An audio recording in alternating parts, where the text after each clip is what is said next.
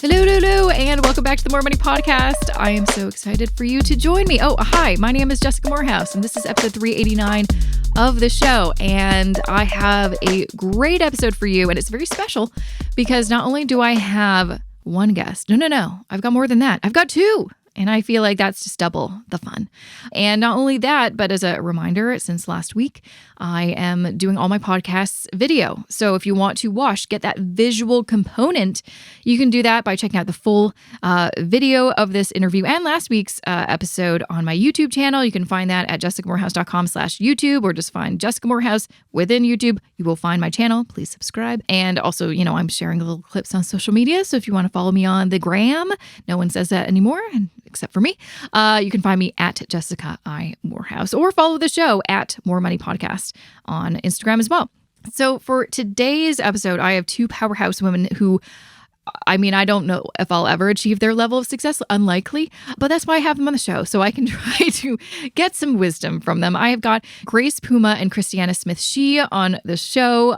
Grace is the former executive vice president and COO of PepsiCo, and before that held senior positions with United Airlines, Kraft Foods, Motorola, and Gillette. And she's also a board member of both Argonaut & Co. and Target, and she's been ranked on the most powerful Latina list by Fortune magazine and recognized as the Executive of the Year by Latina Style magazine. She holds a BA in Business Administration and Economics from Illinois Benedictine University. And Christiana is the former president of Nike's Consumer Direct Division, where she led the company's global retail and e-commerce business. Before that, she was a senior partner at McKinsey & Co., and she has been named one of the most influential corporate directors by Women, Inc. She currently leads Lovejoy Advisors, which is focused on digitally transforming consumer and retail businesses. And she's a graduate of Stanford University and has an MBA from Harvard Business School, where she graduated as a Baker Scholar.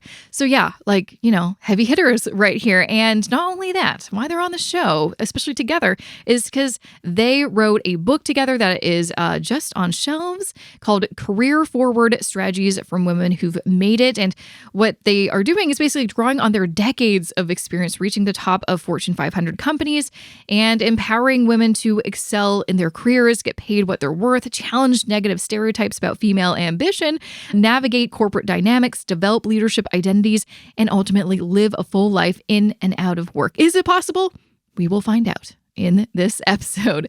So let's get to it. Well, welcome, ladies, to the More Money Podcast. I feel so privileged to have you both on the show. You have amazing careers that I can only hope to have a little bit of that in my lifetime. So I'm thrilled to be here and to talk about your upcoming book, though I think maybe when this is released, it'll be on shelves so people can grab a copy, called Career Forward. So before we really kind of dive into some of the topics in your book, which I think should serve as some really great, real life examples of what you can do as a woman, because there's a lot of things that are working against us in the corporate world or in business. Let me, find out a little bit more about your journeys. Grace, I want to kind of start with you. Tell me a little bit about yourself, how you were able to get yourself to where you are today. Oh, great. Thanks. I think it started originally, my path was really in procurement, global procurement, but I would say over the years, I grew into running global operations within my last position at PepsiCo. But how I got there was really being able to be strategic about my career. And that's a lot of what this book's about. Thinking through, where were my strengths and how do I build the strengths and the capabilities necessary to contribute to the different companies that I worked for across my career. Were you always very career focused, business oriented, like even growing up? Because, it's easy to kind of, say, oh, I just focused, but it's very difficult to do. So did you always have a very clear idea of where you wanted to go, what you wanted to achieve? Yeah, it's a very good question. I think early on, as I was growing up, I had a very strong work ethic. And I talk a little bit in the book about starting work at like 14 and a bakery, et cetera. But I liked working and I liked working hard and I liked learning. And so those conditions allowed me to really think through strategically about cultivating a career. I think I always had an interest in business and an interest in having a career. But I think behind that was really being intellectually driven. Mm. enjoying work, enjoying the growth that work can provide you. So that Mhm. led me to be strategic about and have ambitions around what I wanted to achieve and how I continued to take the right steps in my career to be able to grow. Absolutely. And now, Christiana, moving over to you, tell me a little bit about your journey. How did you get to where you were today? Grace has heard this before, but I always say no one would have picked me out of a family photo to say that I ended up Oh, being president of, Nike's, $8 billion consumer division, right?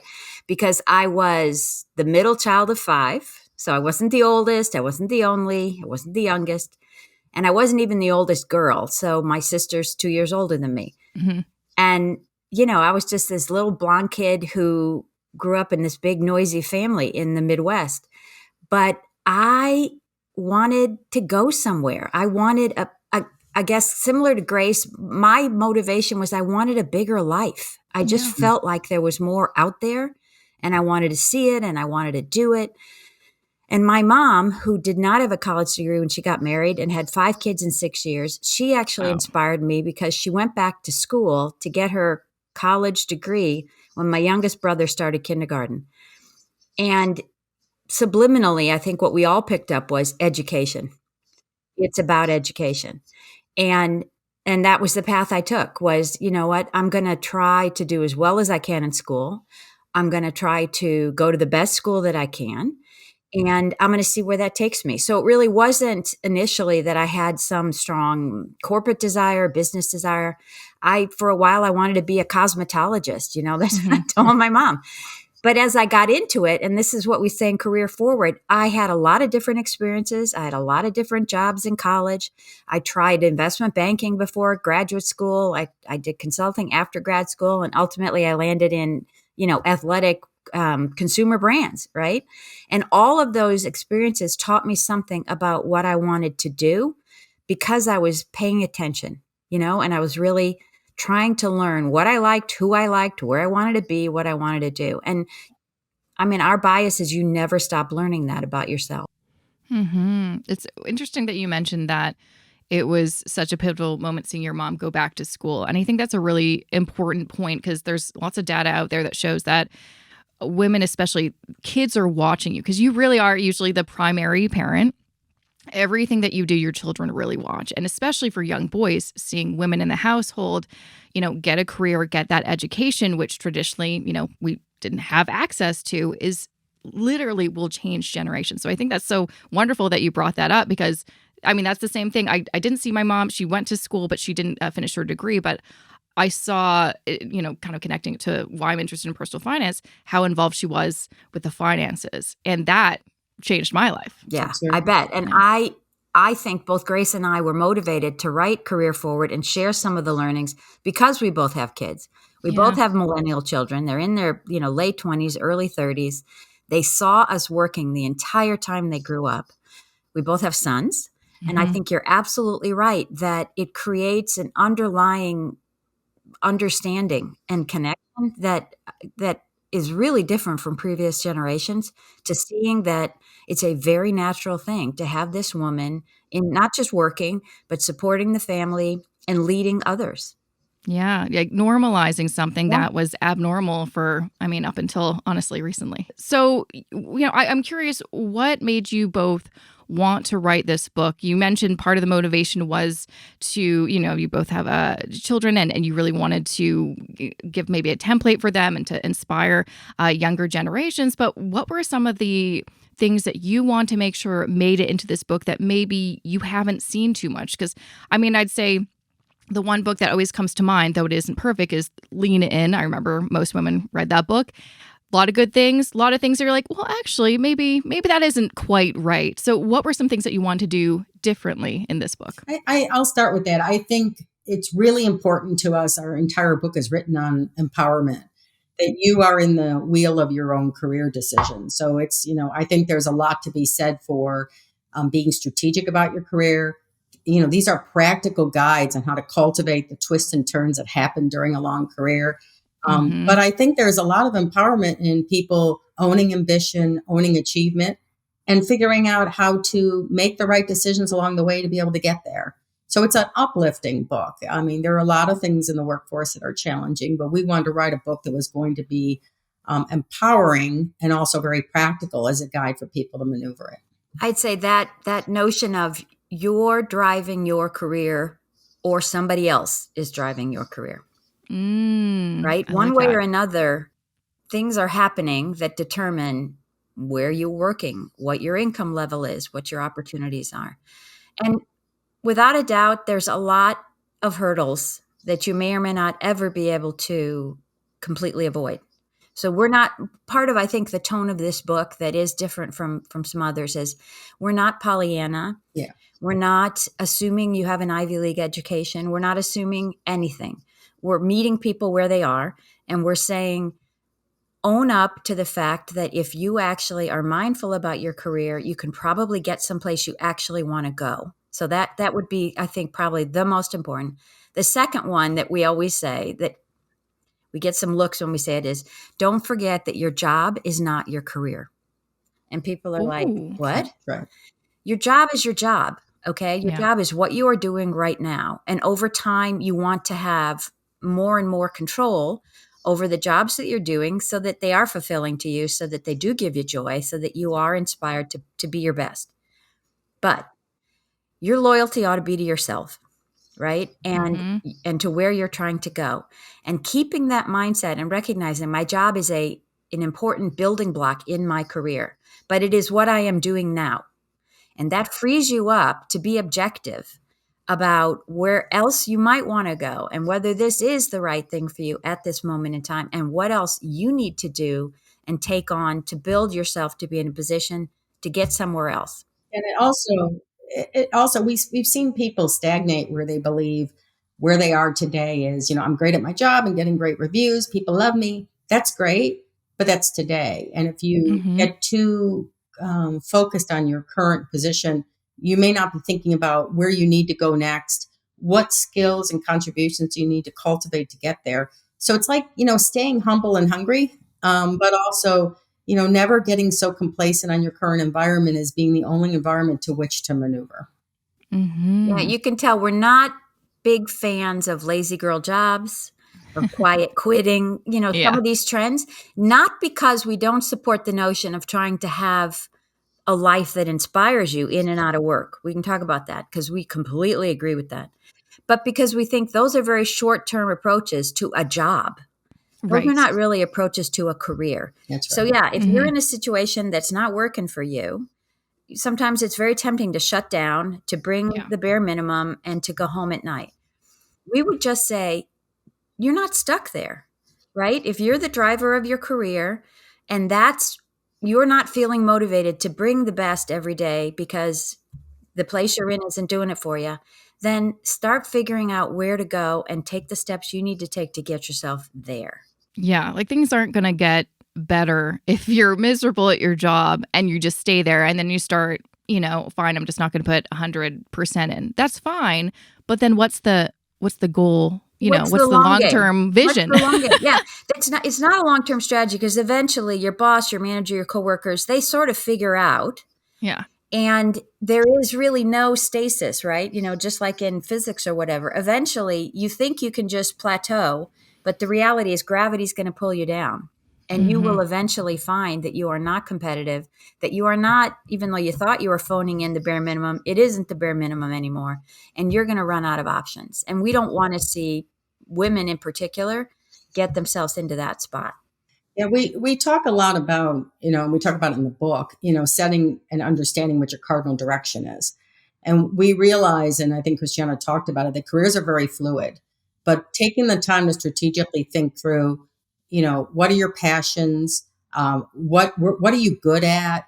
What type of environment do you want to work in? And own a positive momentum to cultivating what will it take for you to be competitive to move into those spaces.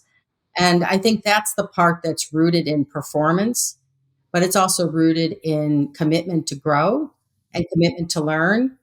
And when you focus on those things, the opportunities tend to come. And then you're able to progress your career. And you're very honest about the journey of how you do that. Just kind of jumping on something you said about staying hungry, which I think is actually really important for a lot of my career before I did what I do now. And I've seen this with a lot of my friends as well. When you're unhappy with your job and then you stop really seeing the big vision of your career and you get complacent, it really has a ripple effect. And that is how, the burnout can happen. And then it's really hard to dig yourself out of burnout. It can take years. And it's funny because it's like once you figure out, like take that time outside of work to be like, what does get me excited? What does make me hungry for more? You should be doing that thing. Of course, we can, acknowledge it's, easier said than done. Sometimes it requires money, stability, support, time, all these, resources. But I always think, when I made the decision to leave the corporate world, I used to work in marketing to do what I do now. It was the scariest thing, but I was so scared more of what would happen if I didn't do it. What if I didn't try? I'd be where I am now and probably not any happier. So I think it's really important that the staying hungry and don't focus on the job, the career, because we can get very focused on the job thinking that is the career. And I think that is the really important key That's point. the crux of it. I think also, when we think about taking leaps and, being concerned about the risk, you made a huge change, right? Mm-hmm. We also talk about how can you create options for yourself, or optionality, if you want to use that buzzword, to de-risk it. Right? Yeah. What can you do? Yes, big changes are risky. Yes, following a passion can be risky.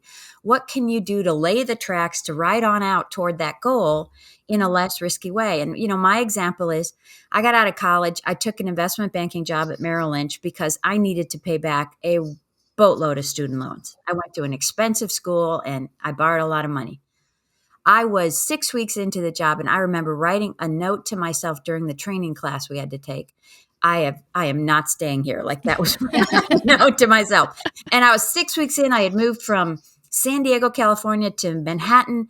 I didn't know anybody. It was like I had no safety net. So I did the work to say, hey, if this isn't right for me, I can't afford to quit right now. I just moved to New York, right? I got student loans. I need to figure out how to lay the tracks to something else. And the lay the tracks goal to me was graduate school, because that's a reset point for a lot of folks, right? You go, you meet new people, you learn new things, you see a lot of careers. And so it took me 3 years. And I, in the meantime, didn't go to work every day hating it. I made relationships and connections at work, and I moved out of one part of Merrill Lynch into a different part of Merrill Lynch, the treasurer's office, where I could work every day with people I liked and do work I liked. I just knew I didn't want to do it long term. But by doing that for 3 years, I made enough money, got enough of a track record to get the recommendations, to get the application done to go to grad school, right? And so that's where time is important, right? Because if I would have quit right then, that would have been a really rash move that got me no place. Yeah, it's really about making those plans in advance before it's like, don't, I see a lot of things online about, oh, just quit your 9 to 5 and start whatever. It's like, no. Like for me, when I quit, I was slowly putting kind of subconsciously plans, money away into an account so I could leave to have that kind of buffer, because I knew that I couldn't afford to quit when I really wanted to quit. So I had to stay there a good 6 months after the fact to make sure this was stable. And I also had my plan B and C. If this doesn't work out, that's fine. I'll get another job. I'll go back to school. I can do these different things. What you just said is so important, because Grace and I talk about that too, which is the better you are at what you're doing and the more intentional you are, the more options you create for yourself so that you always have a plan B.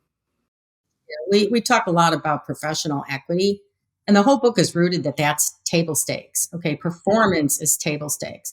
Building professional equity is what really unleashes you to be able to have opportunities, to be able to be considered for new things. So you really have to have that kind of mindset that says, and it isn't a stagnant thing. It's like, where am I going to be able to add value? How can I build different skill sets? And how do I make myself best positioned to be able to compete or enter different career paths? And that's really critical, because professional equity is very different than getting a good rating on your performance review of your day. It's completely different. I know you mentioned something in the book about thinking yourself and your career as a growth stock. I thought that was a really interesting way of framing it. And also, I really like it because I think if you just frame things differently, sometimes it like clicks. And I'm like, that makes a lot more sense and sounds a lot more exciting than, oh, I have to keep on training and learning new skills. I'm tired. But if you think of yourself as you're like a growth stock, you are your own company, basically. And, you need to build that equity. You need to reinvest into the business to make sure you're more valuable. As someone who's in finance, I really like that analogy. We do too. Yeah. Yeah, I think that's a critical analogy that everybody can use. And if you just step back and you say, well, what is a growth stock? The growth stock is, think of any company that comes to mind for you. Let's say Apple, for example.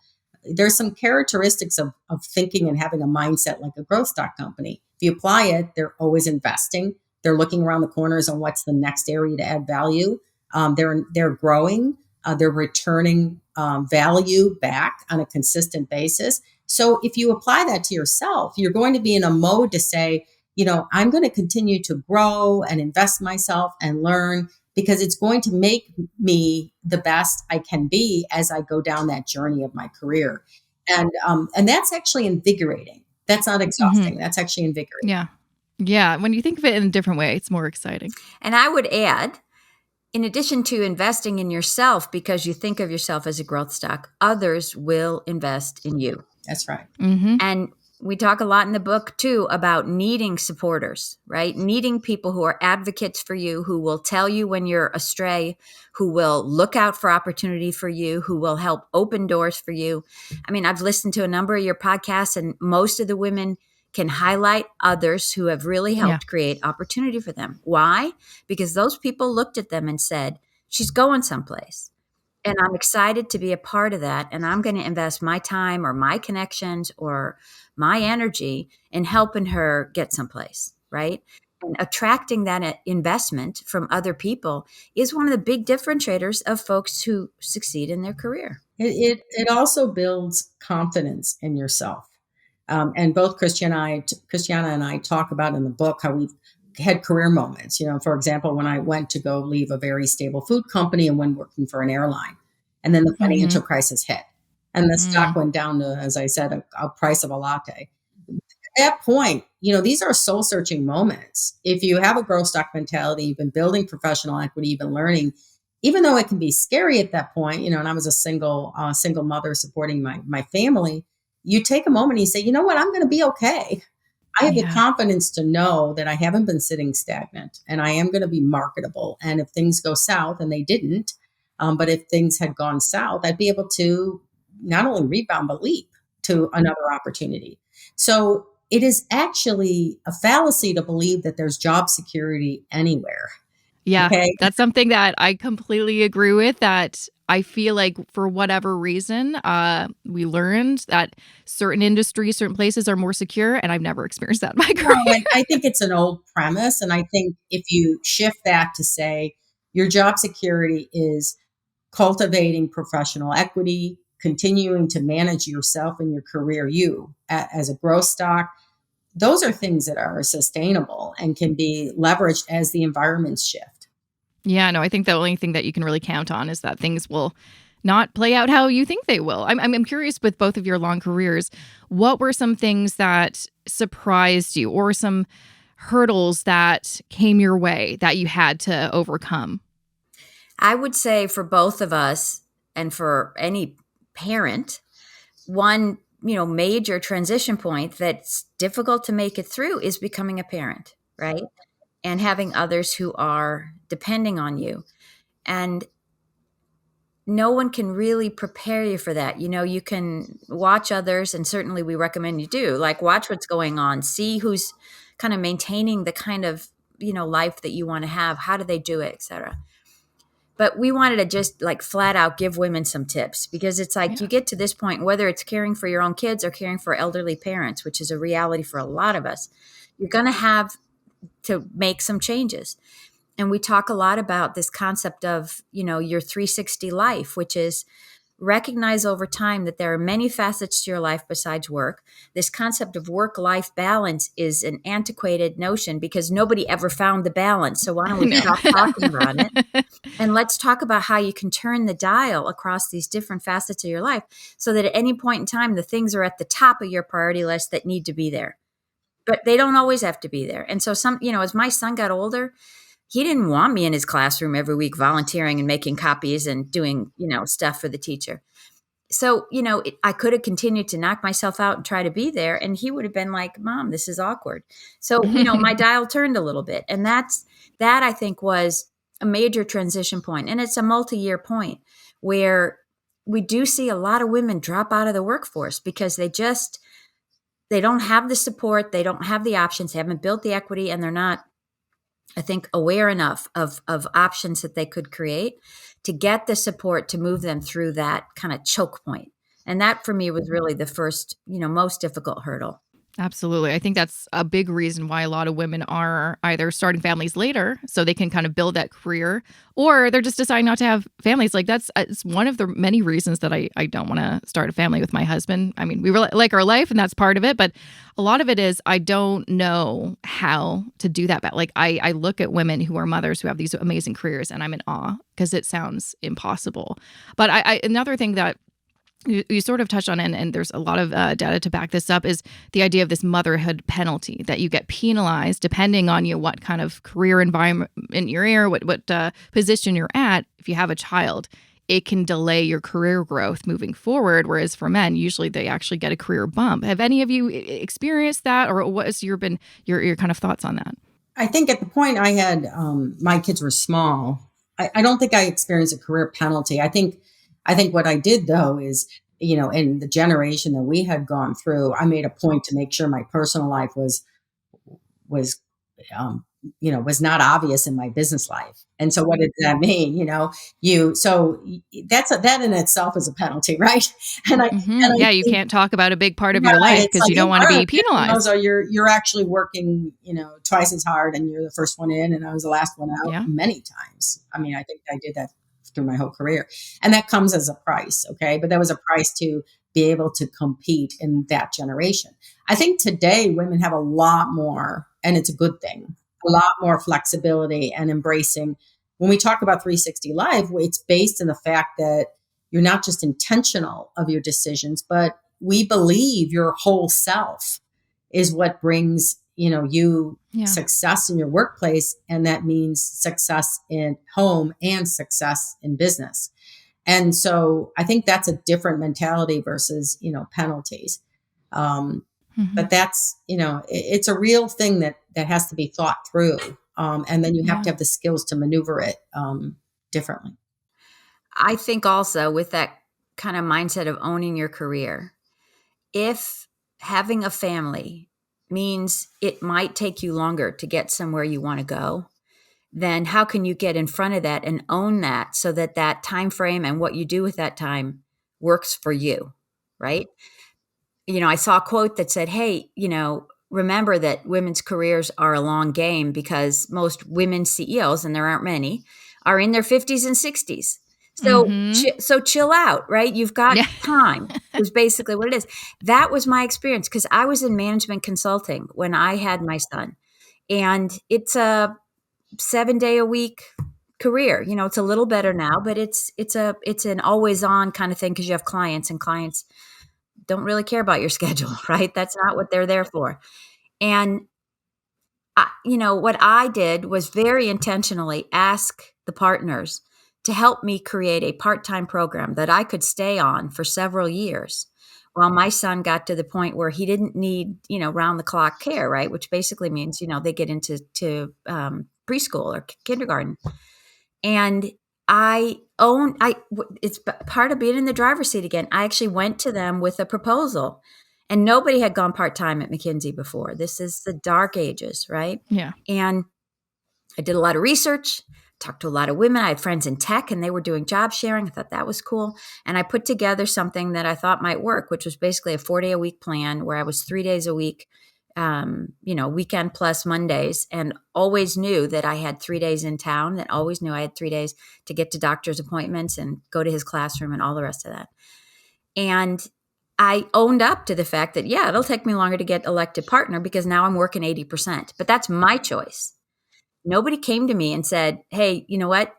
We're going to make it take you 2 more years to get elected partner because you had a baby, right? I went and said, how do I make this work for me, and acknowledge that it will take me longer, but I'm going to enjoy the ride while I'm doing it. And by the way, that part-time proposal that I put together was only supposed to be for a short while. And I ended up staying part-time for almost 10 years and had the best time balancing, the things that I needed to do at home and at work. So that's our point, which is, yeah, maybe there is a penalty. How about making that work for you by getting in front of it? How about understanding, hey, wait a second, I don't have to just sit here and wait till my boss comes and tells me you're not getting promoted because you're not showing up enough. I can go to them and say, this is what I can do, and this is what I'm willing to do. How do I make that work for both the company and for me? Yeah, I think also another way to think about it is, you're making your choices where it ultimately brings you satisfaction. So they're not always long term. For example, my daughter was in high school. Moving her would have been incredibly detrimental. Yet I was at a point where I was highly being sought after for chief procurement roles, but they were outside of the Chicago area where I was living. I consciously made a decision not to take one out of state for 3 years. Okay. And that was a personal decision I made because she was important to me and I knew she needed the stability. But that didn't mean my career stalled. Okay. To Christiana's point, for one thing, I started to take on expanded roles in the company I was in, making sure that I thought through different categories of experience, different roles that I could take. But then I also got recruited for a job in Chicago and I took it. And it was one of the best career jobs I could have asked for. It sounded crazy. I went to go work for an airline and everybody thought I was nuts leaving a big food company. But for those 3 years that I was there, we transformed the company, we sold it off, and it led me some very critical experiences to be able to leap to the next big job. So I think it's about not being a victim, but being empowered to think through, what do you need? What does your family need? And how do you use the time and create the solutions that allow you to continue to progress your career to where you want to take it? You mentioned also too in your book the importance of having a mentor. And I think that's really important, especially for women, because a lot of things like salary or just, how do you advance? How do you get to the C-suite, which, not a lot of women still are in that position. You need to make those kind of connections with women who have access, who are in those positions. How would one go about finding a mentor or what, as mentors yourself, I'm sure to many people, what are some things that you want, young women or women who are sort of young like myself and, want to progress and get to that kind of pinnacle in their career? What are some really key things that you hope they know? Well, the first thing I would say is mentors are important, but so are sponsors. Yeah, exactly. And we talk about that a lot in the book, because a mentoring relationship by definition is a coaching relationship. It is someone who's willing to give you advice and someone who's willing to listen and help you problem solve. Very important, particularly when you're getting into a new situation or a new field and you need someone who understands the lay of the land and is going to help you navigate. Sponsors, in addition to that, put skin in the game. They leverage their equity to help you. And we talked about that growth when we talked about growth stock, which is you attract sponsors in part because you look like the kind of person who will return the investment to someone who invests time in you. You will do well. You will follow up, et cetera. And so we want to make sure women think about building a network, not just of mentors who give you advice for free, but sponsors who are willing to pound the table for you, who are willing to advocate for your advancement, who are willing to connect you to someone they know who has an interesting job that they think you ought to be considered for.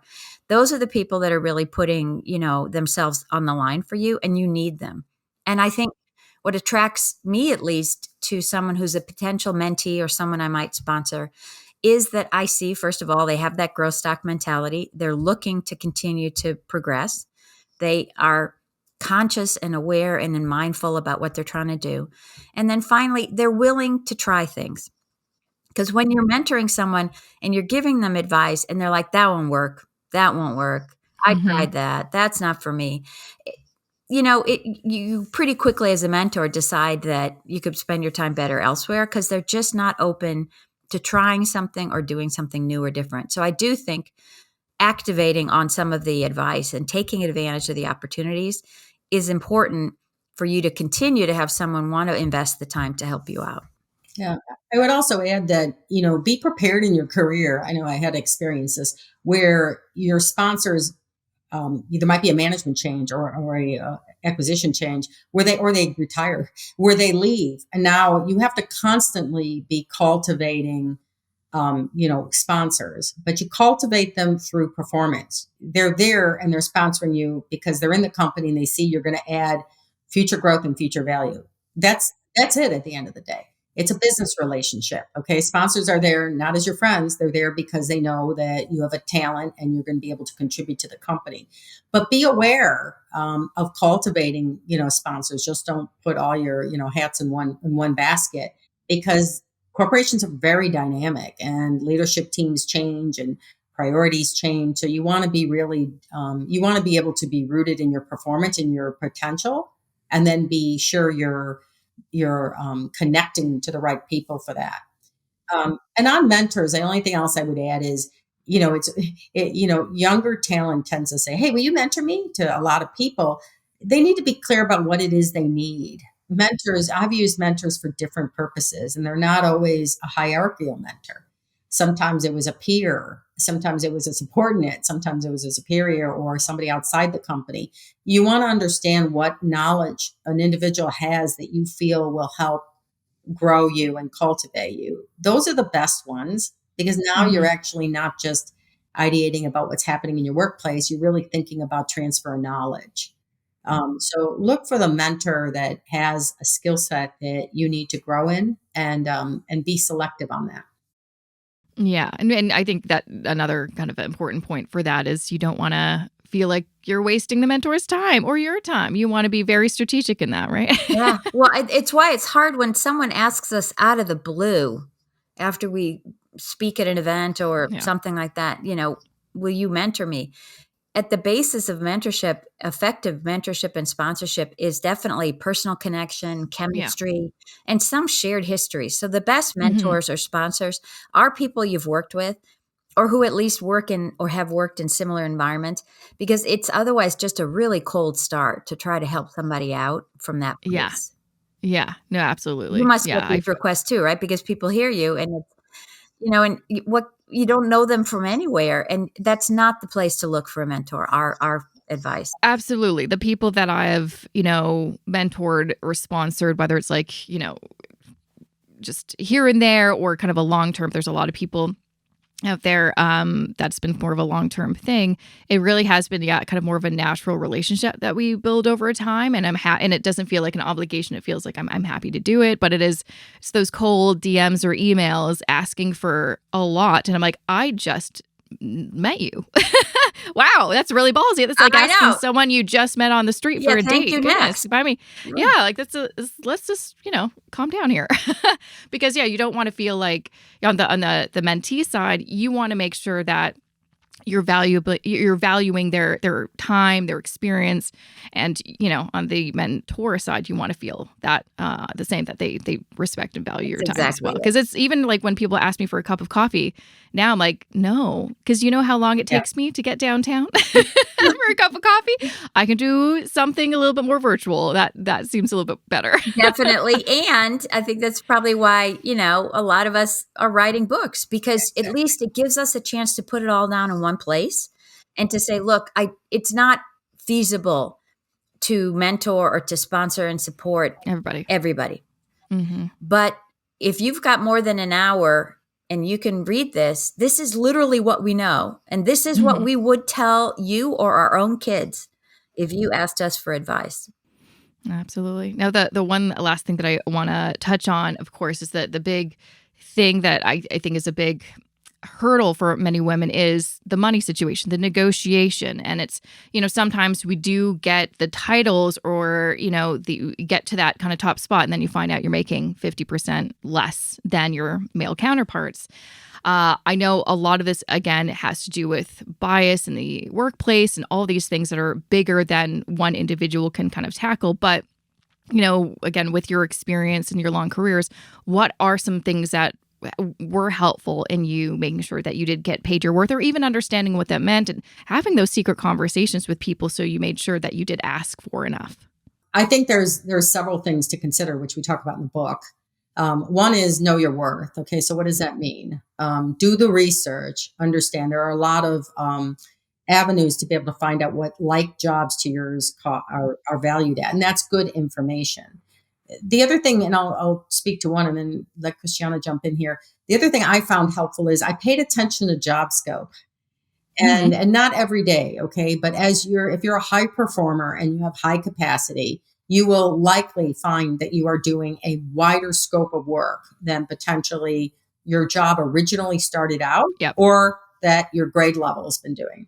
So being factual and unemotional about that and being able to document, hey, my job was X a year ago and now I'm doing Y, Z, and B, and being able to talk about a request to have your job reevaluated is a smart business move. It also makes you understand that you're feeling like you're representing yourself to be compensated fairly.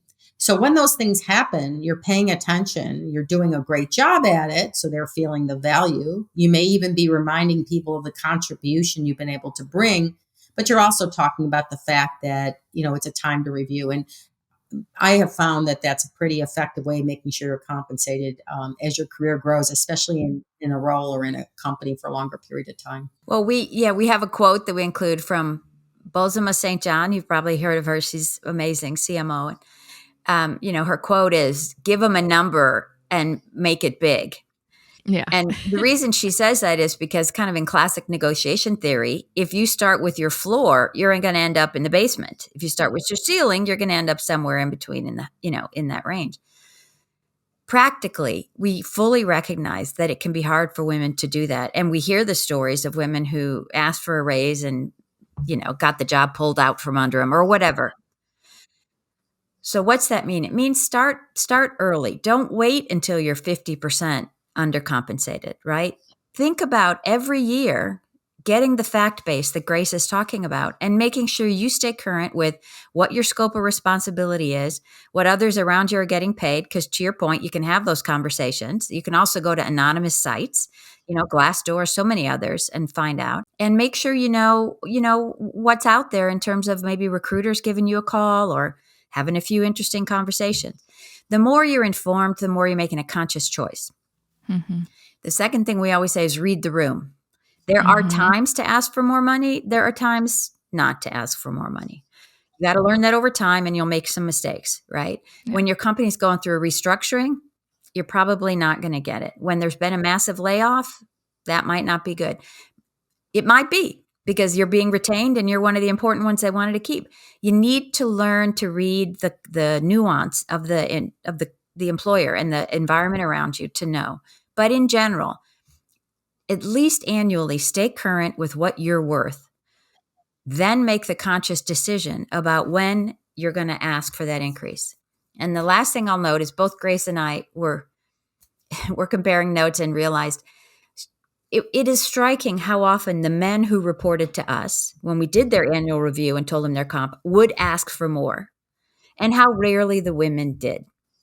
So even if we're afraid as women that we might get, smacked back for asking for more, it's important to remind ourselves that in general, we don't ask often enough. And how does that translate into real dollars? We did some research in here and it says, over the life of a career, if you start out early being behind the eight ball on not being paid, not being compensated fairly, you never catch up. It's very difficult. You never catch up. And so there's the law of compounding, as you know. Exactly. The gap becomes too significant. And that's why we say start early. Right? So one of the studies said it can be up to $500,000 over the lifetime of your career. So it's not an entitlement. It's a awareness of what you're doing and how you're contributing, and assuming that you're contributing well to the company, making sure you're compensated fairly, and and doing the homework and having a practical business conversation on it. And I know, just add to, this is why it's so important to have your financial house in order, have that emergency fund, that buffer money, because you may be in a position where, like you mentioned, it is a reality for many women. They ask for more, they don't get it, or the offer for the job is rescinded. You need to have options. Money gives you options. That cushion gives you options to leave or to continue the job search. That couldn't resonate with me more. And we talked about it. I mean, from a very early age, both Christiana and I realized that we lived below our means to make sure that we built the nest egg. Okay. And it allowed us to take some of these big career moves, some of these riskier job changes, because we knew we had our financial house in order. And optionality is critical. And it allows you to move into some of these opportunities more easily. And not take what's given to you. I mean, I look back at my career, and like you mentioned, there's data that shows if you don't start off earning a pretty good income, it's harder to catch up. And throughout my whole 20s, I really didn't earn as much as I know I should have, and it did take me a long time. And now it's fine because I pivoted, switched careers, and I own my own business. But it's one of those things I look back on, like, I wish I did things different. I wish I had the knowledge. I just didn't have the knowledge or experience. But hopefully, now that I think we all know, asking for smaller increases early is a lot easier, right? If you're saying to somebody, hey, it's $1,000 a month, or it's whatever that, and you bring the facts to back it up, then that's a much easier ask. I mean, for a manager or a boss to look at it and go, yeah, you're showing me the data. And we can say this because Grace and I both sit on corporate boards now, and the compensation committees pay third parties to go get them this information for their senior executives. But nobody's paying third parties as often to go do it for earlier roles in your career. You need to go do that for yourself.